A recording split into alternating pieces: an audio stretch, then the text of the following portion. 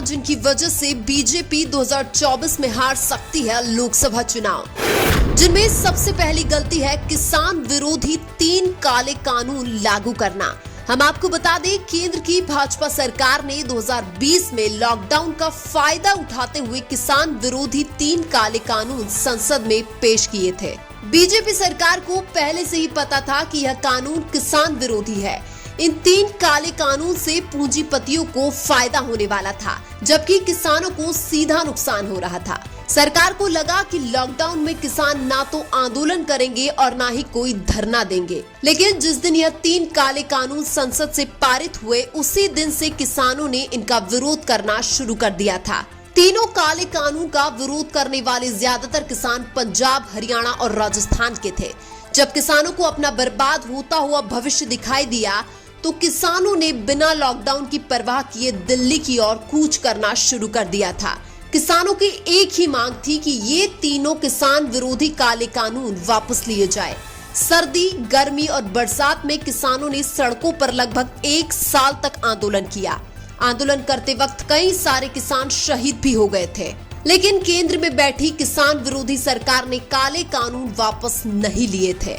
आखिरकार जब किसान विरोधी सरकार को यह लगा कि किसान पीछे हटने वालों में से नहीं है, तो लगभग 1 साल बाद 19 नवंबर 2021 को नरेंद्र मोदी ने तीनों काले कानून को वापस लेने का ऐलान कर दिया। केंद्र सरकार ने किसानों के काले कानून तो वापस ले लिए, लेकिन किसान कौम भविष्य में कभी भी बीजेपी को वोट नहीं करेगा।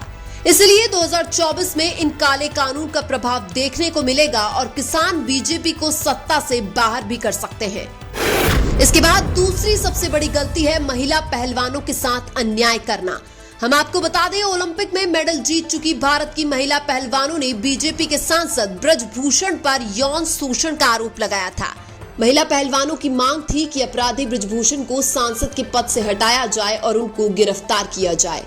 भारत की महिला पहलवानों ने भी सड़कों पर ब्रजभूषण के विरोध में कई दिन आंदोलन किया था, लेकिन पॉक्सो एक्ट लगने के बावजूद भी बीजेपी सरकार ने न तो ब्रजभूषण जैसे अपराधी को सांसद के पद से हटाया, न ही उनको गिरफ्तार किया। पहलवानों को न्याय देना तो दूर, बल्कि ब्रजभूषण के नजदीकी संजय सिंह को कुश्ती महासंघ का नया अध्यक्ष बनाया गया था, जिसके बाद महिला पहलवान साक्षी मलिक ने ब्रजभूषण के नजदीकी संजय सिंह को कुश्ती महासंघ का अध्यक्ष बनाए जाने के विरोध में कुश्ती छोड़ दी थी। इसके अलावा ओलंपिक मेडलिस्ट बजरंग पूनिया ने भी संजय सिंह को कुश्ती संघ का अध्यक्ष बनाए जाने के विरोध में अपना पद्मश्री लौटा दिया था। इसलिए 2024 के लोकसभा चुनाव में महिला पहलवानों के साथ अन्याय करना बीजेपी को सत्ता से बाहर कर सकता है। इसके बाद तीसरी सबसे बड़ी गलती है ईडी और सीबीआई का गलत उपयोग करना। हम आपको बता दें कि केंद्र की बीजेपी सरकार ने विपक्षी दलों के राजनेताओं के घर ईडी और सीबीआई के छापे डलवाए हैं। विपक्षी दल के राजनेताओं को या तो बीजेपी ज्वाइन करने का ऑफर दिया जाता है या जेल जाने का ऑफर दिया जाता है। इसी के डर से पिछले कुछ सालों में कई विपक्षी दल के राजनेताओं ने बीजेपी ज्वाइन की है। अगर कोई गलत है तो उसको जेल में डालो, लेकिन बीजेपी ज्वाइन कराकर उसके पाप माफ करना सरासर गलत है, जिसका नुकसान बीजेपी को 2024 के लोकसभा चुनाव में हो सकता है। इसके बाद चौथी सबसे बड़ी गलती है बढ़ती हुई महंगाई।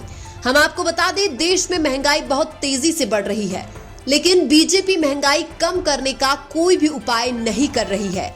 केंद्र की बीजेपी सरकार चाहती भी नहीं देश में महंगाई कम हो, क्योंकि केंद्र की सरकार ने जीएसटी भी वहां लगाई है जहां उनको फायदा है। केंद्र सरकार पेट्रोल डीजल पर जीएसटी नहीं लगाती है, क्योंकि पेट्रोल डीजल पर जीएसटी लगाने से इनके दाम बहुत कम हो जाएंगे। वर्तमान में इस देश में महंगाई सबसे बड़ा मुद्दा है, जिसको रोकने में केंद्र की बीजेपी सरकार बुरी तरह से नाकाम है और इसलिए 2024 के लोकसभा चुनाव में बीजेपी को देश में बढ़ती हुई महंगाई की वजह से बहुत बड़ा नुकसान हो सकता है। इसके बाद पांचवी सबसे बड़ी गलती है बढ़ती हुई बेरोजगारी।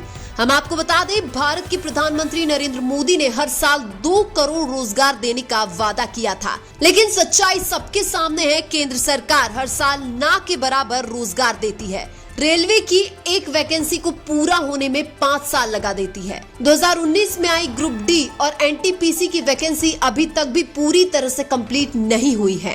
हाल ही में आई लोको पायलट की वैकेंसी भी पिछली वैकेंसी की तुलना में बहुत कम है। हालांकि केंद्र सरकार हर इंसान को जॉब नहीं दे सकती है, लेकिन उन्होंने जो वादे किए थे 2 करोड़ रोजगार देने के, वो तो पूरा करने ही चाहिए। रोजगार के मामले में केंद्र सरकार बेरोजगारों को बेवकूफ बनाने के अलावा कुछ भी नहीं कर रही है। इसीलिए 2024 के लोकसभा चुनाव में बीजेपी को बढ़ती हुई बेरोजगारी से काफी बड़ा नुकसान हो सकता है। इसके अलावा 2024 के चुनाव में आप क्या देखकर वोट देंगे? देश का विकास देखकर या फिर जाति धर्म देखकर? कमेंट करके जरूर बताइए। वीडियो अच्छा लगा तो लाइक कीजिए और हमारे चैनल मीणा की आवाज को सब्सक्राइब कीजिए। धन्यवाद।